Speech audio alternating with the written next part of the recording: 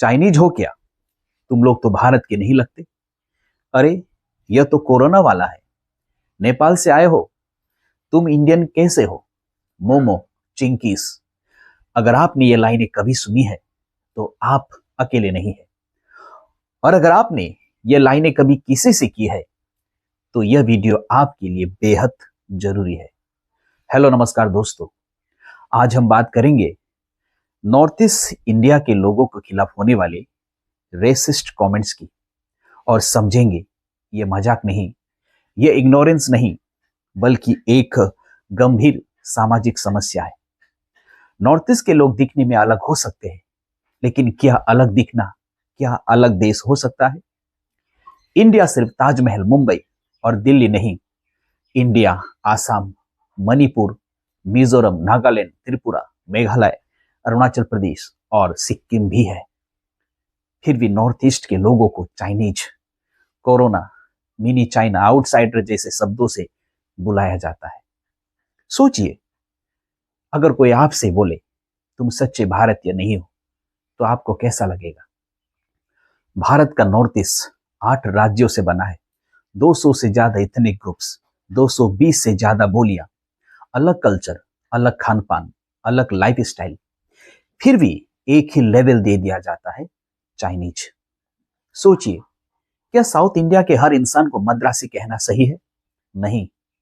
तो north east वालों को एक ही शब्द, एक ही नाम देना क्यों? नॉर्थ ईस्ट कभी भारत से अलग नहीं था। अहोम किंगडम ने मुगलों को हराया। मणिपुरी कल्चर महाभारत काल से जुड़ा है। आसाम का कामाख्या मंदिर भारत के सबसे पुराने शक्तिपीठों में से एक है। लेकिन ये बातें कभी मेन स्ट्रीम नहीं बन पाई, क्योंकि इंडिया का मेन स्ट्रीम हमेशा दिल्ली से डिफाइन हुआ है। नॉर्थ ईस्ट के लोगों से पूछा जाता है, पासपोर्ट दिखाओ, तुम हिंदी क्यों नहीं बोलते, तुम लोग कुत्ता खाते हो। अब इमेजिन कीजिए, आप किसी और शहर में पढ़ने जाते हैं और हर दिन आपको अपनी नेशनलिटी प्रूव करनी पड़ेगी। यह सिर्फ मजाक नहीं, यह मेंटल टॉर्चर है। नॉर्थ ईस्ट के लोग इंडियन आर्मी में है, आसम राइफल्स में है, boxing, football, athletics. Mary Kom, Mirabai Chanu देश को मेडल देती है, लेकिन मेडल जीतने के बाद हम कहते हैं यह तो इंडियन है, और नॉर्मल दिनों में तुम इंडियन कैसे हो? मैं इंडियन हूं, यह शब्द कोई भाषण नहीं थे, यह किसी किताब की लाइनें नहीं थी। यह त्रिपुरा के एक छात्र एंजल चकमा के आखिरी शब्द मरने से पहले थे। सोचिए, एक इंसान अपनी आखिरी सांसों में अपनी नेशनलिटी साबित कर रहा है। आज का यह वीडियो सिर्फ एक हत्या की कहानी नहीं है, यह कहानी हमारे समाज की सोच की है। त्रिपुरा का एक छात्र पढ़ाई के लिए देहरादून गया था। एक आम सा दिन, एक चाय की दुकान और कुछ लोग। पहले रेशियल कमेंट्स करते हैं, चाइनीज, मोमोस, फिर बहस और फिर हिंसा। छात्र ने विरोध किया। उसकी गलती बस इतनी सी थी कि उसने खुद को इंसान और भारतीय समझा। हमले में वह गंभीर रूप से घायल हुआ। हफ्तों तक अस्पताल में जिंदगी और मौत से लड़ता रहा और फिर वो हार गया। लेकिन सवाल यह है, क्या यह सिर्फ एक झगड़ा था या फिर रेसिज्म का नतीजा? परिजनों के अनुसार मरने से पहले उसने कहा, आई एम इंडियन।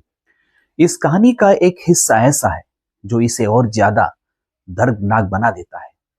एंजल चकमा के पिता बॉर्डर सिक्योरिटी फोर्स यानी बीएसएफ में जवान है, यानी वह इंसान जो भारत की सीमाओं की रक्षा करता है, आज उसी भारत में अपने बेटे के लिए इंसाफ मांग रहा है। सोचिए, देश की सीमा सुरक्षित है, लेकिन देश के अंदर एक छात्र सुरक्षित नहीं है। उसी देश में उसके बेटे को इंडियन साबित करना पड़ा। नॉर्थ ईस्ट के लोग भारत में रहते हुए भी हर दिन एक सवाल सुनते हैं, तुम कहां से हो? नहीं, असली वाला नाम बताओ। तुम इंडियन नहीं लगते। भारत में आइडेंटिटी कार्ड से पहले चेहरे को जज किया जाता है। अगर आंखें छोटी है, स्किन टोन अलग है, तो नेशनलिटी भी डाउटफुल हो जाती है। अक्सर लोग कहते हैं, अरे भाई मजाक था। लेकिन सवाल यह है, मजाक किसके लिए था? जिस पर बीतती है उसके लिए यह मजाक नहीं था, जहर होता है। रेसिज्म हमेशा गाली से नहीं, कभी कभी हंसी के साथ भी आता है। और यही सबसे खतरनाक रेसिज्म जो नॉर्मल बना दिया गया है। यह हमारे एजुकेशन सिस्टम की नाकामी है। हमारे स्कूलों में मुगल चैप्टर पढ़ाया जाता है, यूरोप चैप्टर पढ़ाया जाता है, ब्रिटिश चैप्टर पढ़ाया जाता है, लेकिन नॉर्थ ईस्ट बस एक छोटा सा मैप।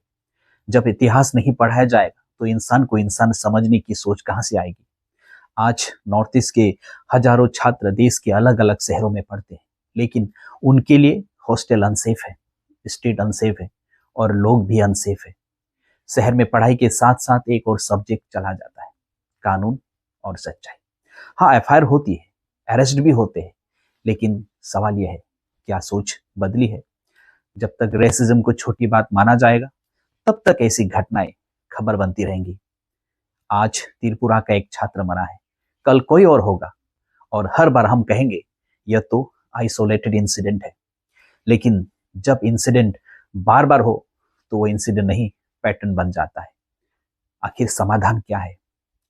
रेसिस्ट जोक पर चुप मत रहिए, नॉर्थ ईस्ट को फॉरेन कहना बंद करिए, अपने बच्चों को डाइवर्सिटी सिखाइए, डिफरेंस को वीकनेस मत बनाइए। इंडिया का मतलब एक जैसे चेहरे नहीं, बराबर इज्जत है। त्रिपुरा के उस छात्र एंजल चाकमा ने मरते वक्त भी नफरत नहीं फैलाई, उसने बस इतना कहा, आई एम इंडियन। अब सवाल हमसे है, क्या हम उसे मरने के बाद इंडियन मानेंगे या जिंदा लोगों को भी इंसान मानना सीखेंगे? अगर आप चाहते हैं कि अगला बच्चा अपनी नेशनलिटी मरते वक्त साबित न करे तो इस वीडियो को शेयर कीजिए, क्योंकि चुप रहना भी एक अपराध है। अंत में आपसे गुजारिश है, इस वीडियो को लाइक करें, शेयर करें और चैनल को सब्सक्राइब करें और कमेंट में लिखें, नॉर्थ ईस्ट इज इंडिया।